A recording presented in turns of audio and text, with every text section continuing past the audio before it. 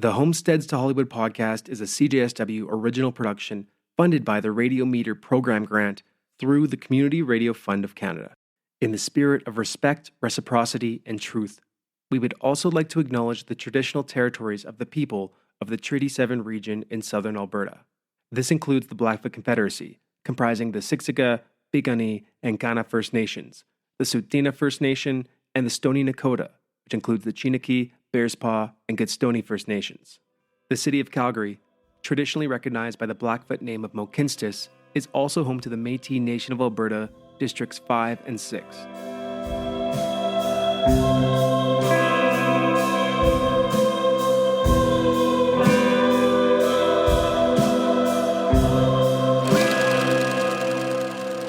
Part 9. Feast and Famine. From Cool Runnings to The Revenant and Brokeback Mountain to The Last of Us, cinematic star power didn't just happen to Alberta. In fact, the province has a long and illustrious history in film that has developed into an internationally renowned industry. From Homesteads to Hollywood, Alberta takes center stage in this 10-part exploration into how things came to be and where they're going. My name is Liam Daw. And I'm Ingrid Vargas. Together we'll be peeling back the layers of Alberta's intricate film industry to answer the question, just how did we get here?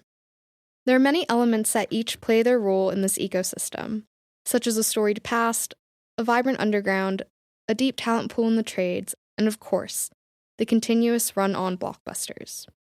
So we've become a bit of a go-to for productions, and we're part of the popular culture. You'll see references to Calgary in various different speeches given at the Oscars. You're in Canada, right? Yes, beautiful Calgary, Alberta. Calgary, Alberta. And putting out an amazing crew together up in Calgary and giving us brilliant directors to work with. I did the same thing. You did? No. In Calgary. No, watching in Ted Calgary. Lasso. It was 6 months in Calgary. And there was like beautiful mountains and lakes. You've been shooting up in Northern California. What's it like up there when you're filming? In Calgary? Yeah. Oh my God, have you been to Model Milk? You'd called me. I've been to Model Milk. It's the place. I've never been. What should I do there? What do you do? Go on hikes? Riding around all those bird scooters and like trying to find like the best ribs in Calgary. You could even see a joke about a project shooting in Calgary in a Simpsons episode. Is there anything you want to tell anyone? Any inaccuracies or blatant lies? The scene we said is New York is actually downtown Calgary. I think over the last 10 years, Calgary's established itself as a go-to jurisdiction that's different from all the other jurisdictions. If you've been listening to this podcast from the start, you probably have a good understanding about Alberta's film industry and its rich history. Over the years, the province has ridden the highs, lows, ebbs, and flows of the business up until now, where, particularly in southern Alberta, the region has more cultural relevance than ever when it comes to the big screen. And that isn't an accident either. Alberta has seen several different golden eras of filmmaking come and go. And although the industry has constantly been in a state of flux, there are many who have devoted their careers to helping the region live up to its potential.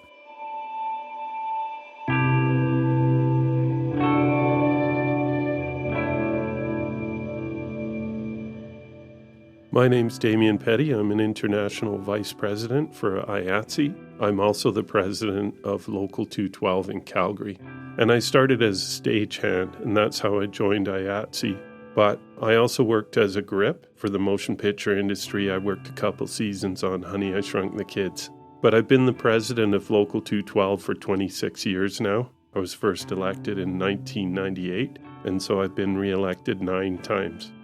So IATSE stands for the International Alliance of Theatrical Stage Employees. It is the oldest and largest union in the entertainment industry. It started in New York in 1893 with a group of stagehands, and it grew to be over 400 local unions representing stagehands, scene shop employees, and motion picture. The motion picture side of the union grew rapidly from the 1920s until present day. It's a very large company globally.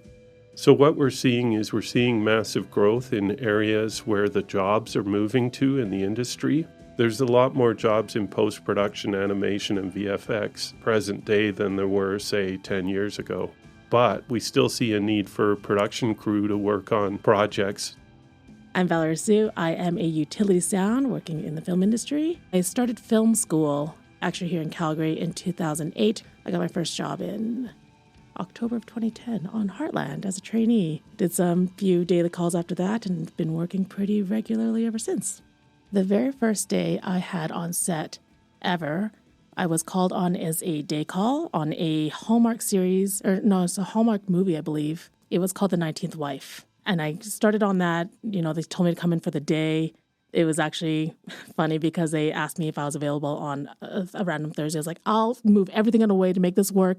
I want to come in. I want to have my first day on set.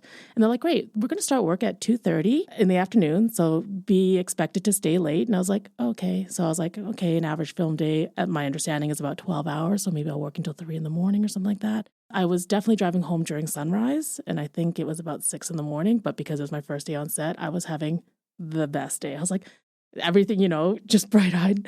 Oh, and the advantage of working nights is that you get to drive home in the sunrise. I never see the sunrise. And now, 13 years later, I was like, a night shoot. I did not have a lot of knowledge of film in Alberta in general. Even when I applied to school, I just thought it was something that would be cool. And I saw it more even as just something to do as an independent or as a hobby. And while we were in film school, it was actually during the writer's strike. So things were quite slow here in Alberta and across North America. And so we had a lot of industry professionals coming in telling us not to expect work. A lot of them were like, it's the worst it's been in 20 years.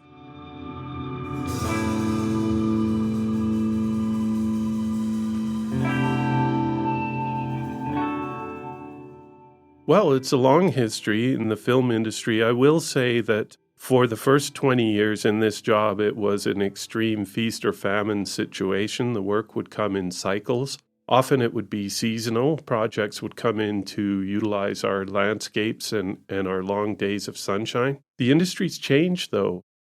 In the film business, it seems like the only real constant is change. For a long time, Alberta has been at the mercy of the boom or bust cycle. While much of that can be attributed to the seasonal nature of climate extremes, what it really comes down to is economic incentive and infrastructure, something that the province didn't offer much of until recently.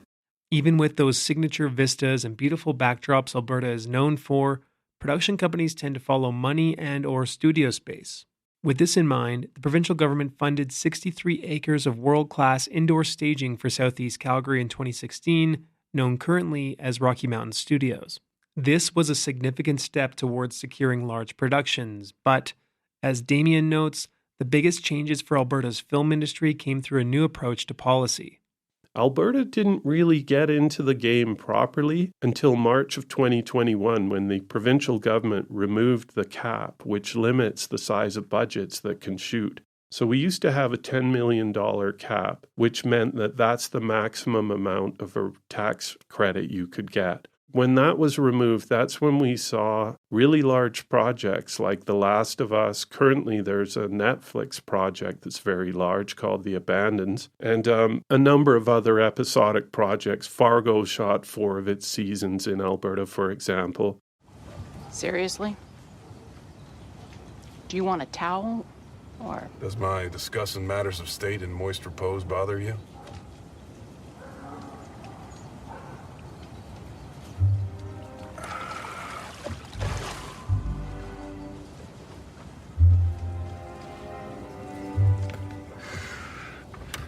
Now, what is it you wanted to discuss? Well, like I said, we're new in town. We thought we'd come open a collegial dialogue. Maybe let you know we're looking into the practices of your office. Very unorthodox practices, possibly illegal. Illegal according to who? Maybe you weren't paying attention, but I am the law around here. So you said. Well, you often hear individuals taking credit for landing shows. I don't agree with that worldview. I think that the reason a project comes is a multitude of reasons, ranging from the exchange rate of the dollar to the availability of locations, the availability of crew and sound stages, the timing and available of actors. Even some A-list actors can determine where a project shoots. If you're a powerful enough actor and you want to shoot in a certain city, you can refuse. And in our early days, we had that happen. There's the overall costs, the availability of office space, on and on. So I think it's a combination of things, but the largest piece is the incentives. I think when the government, in the case of HBO and The Last of Us, I absolutely think that when the government removed the cap, and that was the single largest factor, I would say, in making southern Alberta very desirable to people who are budgeting projects. I mean, a lot of people worked on The Last of Us, but I was lucky enough to be one of the people on that show, and that was, at the time, touted to be the most expensive show ever to happen in the history of Canada, I believe they called that. You see it in, devil's in the details. You see it a lot in what they're willing to spend money on for every single detail. You see it a lot in the art department. They're paying people to work the overtime 7 days a week to get every little detail right. And there's so many scenes that we just reshot to make sure it was perfect, and you take the time. That's kind of what you get with a bigger production. Is a lot of the smaller shoots are limited by what you can afford and by time, as well as what equipment you have. But it felt like when you have a production that has a lot of money, they just pull out all the stops. You get the time, you get more crew, you get better equipment, and then all the details are just right. And then you take the time to make sure that it's shot exactly the way that they envisioned it and wanted it to be, so that the outcome is what you see and hopefully people are happy with.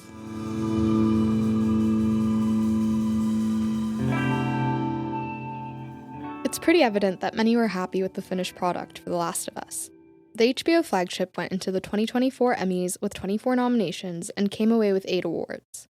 Although production may have shifted to Vancouver for Season 2's coastal setting, the biggest project to ever shoot in Canada made a lasting impression onto Alberta's film DNA. The lengthy 11-month shoot gave members of the cast and crew plenty of time to bond with each other and also with the city. Actors like Pedro Pascal, Bella Ramsey, and Nick Offerman have been very public with their affinity for Calgary and its residents too. If you weren't familiar, Val hosts her very own program, Breaking Techniques, here at CJSW on Sunday evenings. During the Last of Us shoot, word got out to Pedro of the show's existence, and Breaking Techniques quickly gained not only a new fan, but also a guest starring co-host. I work closely with the actors, so we build up a little bit of a rapport. And I've never invited anyone on the show point blank, but I had been, just speaking about the weekend and said that I had this radio show. I was actually telling Anna Torv about it. And Pedro had come into the cast area at that point, but he was on the phone, so I didn't know that he had heard any of that. And Anna didn't realize he was on the phone. So she's like, "Did you hear? Val has a radio show." And he was just kind of like, "Oh, sorry, I'm on the phone." And we're all like, "Oh, sorry." So I, just left the area and didn't think much of it. That was probably on like a Wednesday. The following Monday, he came into the actor's tent and he was playing a song that I'd played on the show. And I was like, "Is this a coincidence? Why are you playing this song?" And he's like, "I listen to your show. We're going to listen to it every Monday." And I was like, "Oh, okay." And that was probably around October. And he kept being like, "I want to come on your show." And this is not the first time that an actor I've worked with has said that. So I definitely take it with a grain of salt. I don't really take it seriously. And then, you just kept trucking along. And it was a pretty busy show as well. So I didn't really expect much of it. And then he came up to me a day in May and he said, "Just, I think that this particular weekend is the last time I'm going to be in Calgary for a weekend, like on a Sunday. So if we're going to do the show, that's the day we have to do it." And I was like, "All right, okay." I do the show every Sunday, so if you want to come, that's great. But honestly, I'm not expecting much. And I even had emailed because, at CJSW, we have to let the program director know if we're going to bring in a guest. And I've done this before to be like, I'm not certain if this is happening. It might happen and it might be on this date, but I wouldn't advertise it because I've had things like this fall through before. And yeah, it all worked out. It came on the show and he said that it was his life stream. And I was like, "It's really great that this is working out for you because it's working out really nicely for me." So yeah, he came by the station. We had a little dance party in the booth. We played all his favorite tracks. I told him that it was a 60-minute program and he knows because he had been listening to it, but he had prepared about 3 hours of music that he wanted to play. And so I always wondered if I should go back and just go through, because we had organized them by list, where we did like all-time favorites, seminal favorites, and favorite songs from movies and TV. And I always wondered if I should go back and just do a Pedro special and play the things that never made it to air. Hello, and welcome to another edition of Breaking Techniques here on 90.9 FM. I'm Val. I'm here to take you through the hour until 7 o'clock, playing some tunes. But this week, it is not going to be my tunes. I've got a surprise special guest here today. Do you want to introduce yourself? I was going to make up a name and I couldn't think of anything. It's Pedro Pascal. We can work on a fake name later. It can be your radio name. No, I was going to say, this is Barack Obama. Oh. Yeah, time is tight. Have anything to say about it? Or time is tight. I just love it. And play it and people will see why. This is so fun. This is a total bucket list thing for me. I love being this. Here? Yes. Oh, God. Play music, listening. Pedro's pick. Major's pick.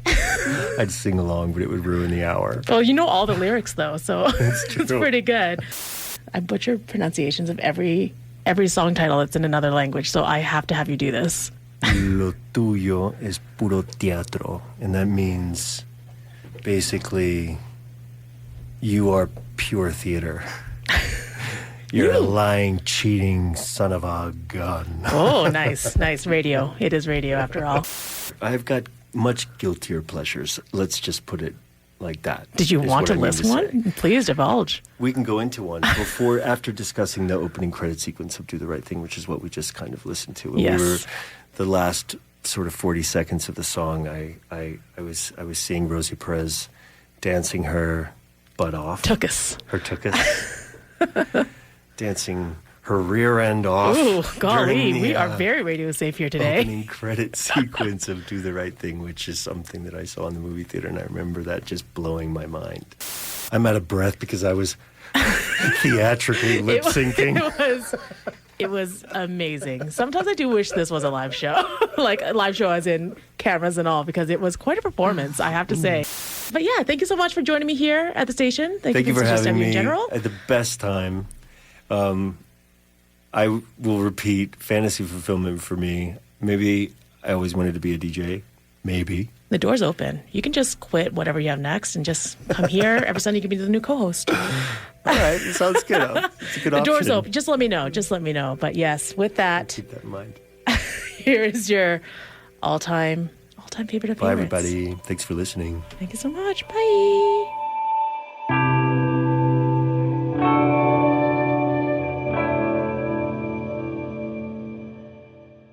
While The Last of Us certainly had its time in the limelight, it was hardly the only blockbuster production filming in southern Alberta. Other big-budget episodic shows such as Under the Banner of Heaven and Black Summer both shot around Calgary in recent years, while major features like Ghostbusters Afterlife, Prey, and Jumanji: The Next Level were in the mix as well. For the province, hosting these high-profile shoots inherently benefits the film business, but the same is true for other industries in Alberta's economy, namely the service and tourism sectors. As far as I know, the businesses really benefit when that happens. They feel an immediate reaction because people are talking about them and wanting to try. In this case, it was their food. But that happens a lot. And the marketing piece and the tourism piece is massive in our industry. When Brokeback Mountain shot, for example, tourism went up in the United States because they believed that those locations were American. So the ability for a jurisdiction to market itself and for people who want to visit our beautiful part of the world, that goes up. Disney, when they first released their streaming platform, their big feature was a thing called Togo, which featured our climate and our beautiful mountains, and it was a dog sled run to Juneau, Alaska. The people who knew where it was shot wanted to see that, and tourism benefited as a result. I think Alberta in particular can benefit from that because the reason they come here is mostly our amazing locations. You look at the stuff in Ghostbusters, for example, the stuff in Drumheller, all those little gullies and hoodoos and rolling hills. You can't find that anywhere else. We should probably get out of here. You're an adult. Yeah. I'm liable. You know what this means, right? Your grandfather was a Ghostbuster. Yes, I'm aware.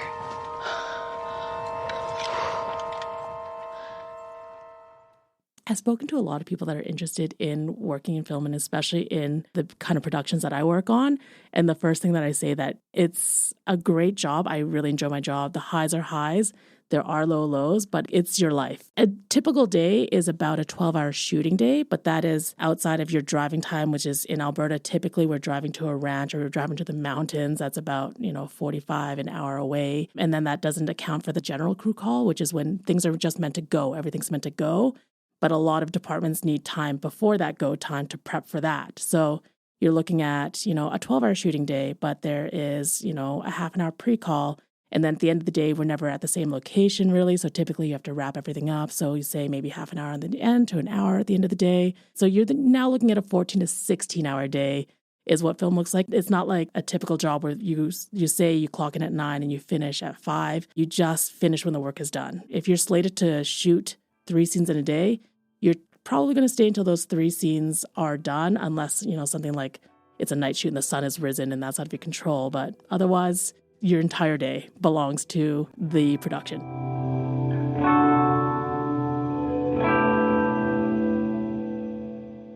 I feel very optimistic about film in Alberta. I mean, I've been working here for the most part for the last 13 years and been able to have it as my career and my source of income.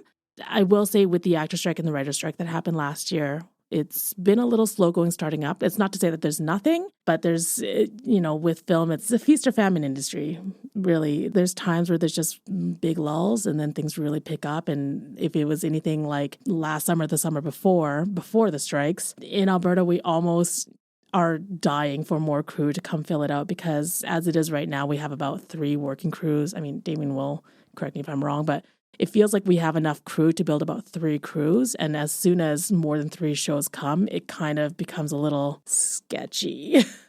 Well, I'll set aside the strikes that you mentioned or the potential of strikes, which still looms at the time of this interview. And I'll say this, Alberta checks all of the boxes. I mean, when you look at the pieces that you need to be an attractive environment, you need stable labor. So we have the Netflix agreement is an example of how we're a stable, predictable environment for labor, availability of crew. We're just opening a $9 million training center next month. So we've got that piece covered.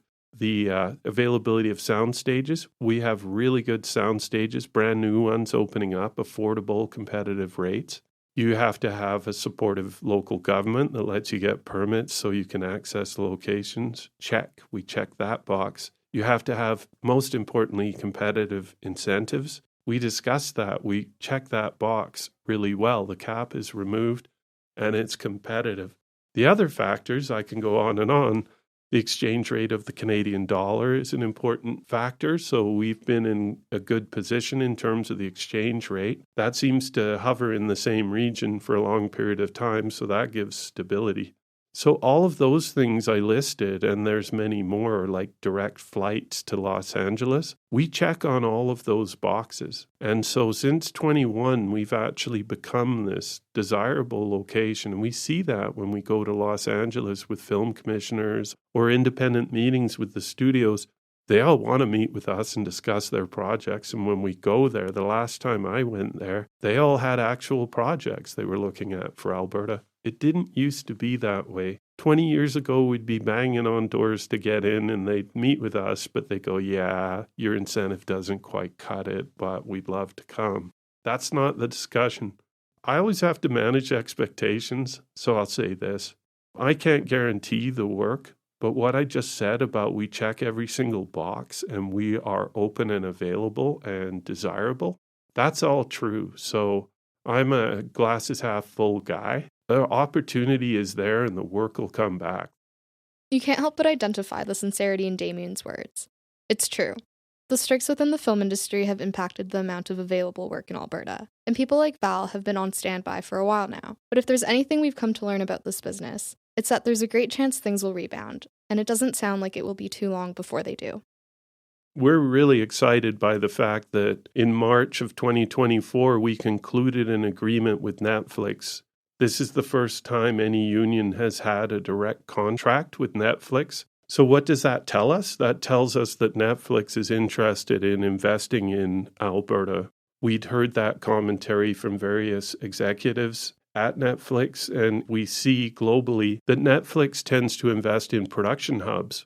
Anywhere from Southern Korea to Albuquerque, New Mexico, there's one in New Jersey. There are hubs where they invest in sound stages and they produce billions of dollars of content. Netflix has become the leader. It's the go-to. It's the largest one. So we spent 6 months negotiating a term agreement, which is a 3-year contract. Our members unanimously ratified it. Our contract committee 100% voted in favor. This is a good contract. It has things that both sides wanted. The issues for our members were travel to remote locations and long hours of work. Those are addressed fairly adequately. And the issues for Netflix are definition of travel times and how the travel zones work. There's a huge piece in the contract about reconciliation, diversity, equity, and inclusion. There's an article in there that creates an equity piece where marginalized groups have an opportunity to get 60-day training blocks. And why that's meaningful is that you need 60 days of experience to become a full member of IATSE. So these are training blocks that where the employer and or the union can identify marginalized individuals who have the opportunity to work on set in a mentorship role and become a member.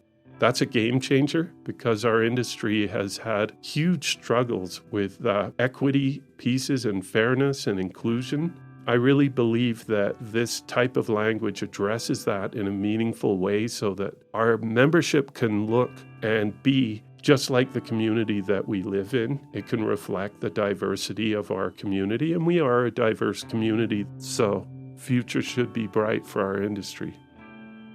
While Southern Alberta awaits the bounties of future Netflix originals, many industry crew members in Calgary currently have their hands full working on one. Kurt Sutter, creator of the FX series Sons of Anarchy, is executively producing Netflix's Western project The Abandons, which began filming here in spring of 2024.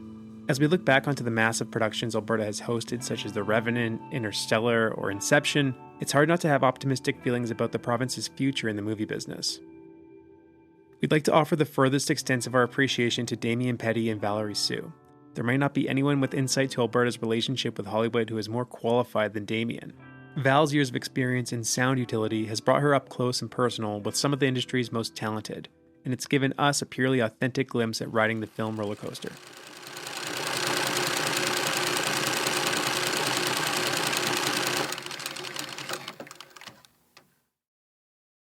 The series finale of Homesteads to Hollywood is going to sound a little bit different than the initial 9 episodes. To put a bow on the project, we'll be turning on an extra 2 microphones for our coordinating producer Natalie Schmidt and audio editor Maria Pletneva. We'll be getting together to talk about our 10-month journey making this podcast, what we learned, what challenged us, what took us by surprise, and what drove us crazy. Was there anything that was stressful for you? Yeah, I had a pretty cushy job. I see. No, there were moments where it was just kind of like, oh my god, did I forget something? Like, did I forget to do something? Mm-hmm. And the fear of being like, if I f up, the podcast is over.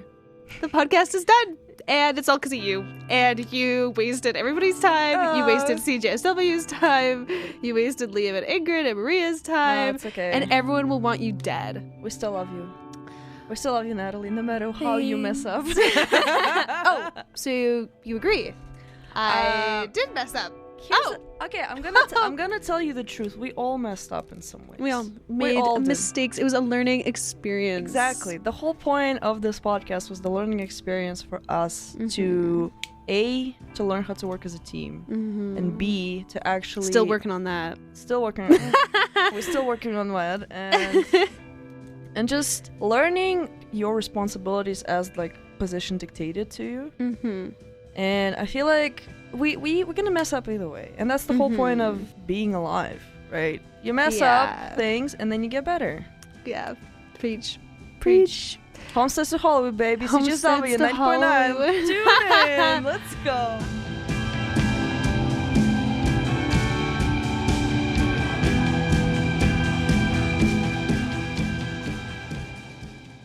Homesteads to Hollywood is a CJSW original recorded and produced in Calgary, Alberta. Our outreach coordinator is Natalie Schmidt. Audio editing is from Maria Pletneva. Assistant production and research from Ingrid Vargas, and is executively produced by myself, Liam Daw. Music for this episode, including the theme track you heard during the intro, is composed by Calgary's own Young Neighbors. Sound clips used throughout the episode in order of appearance come from The Simpsons Season 30 episode Bart's Not Dead, the FX series Fargo, and Columbia Pictures film Ghostbusters Afterlife.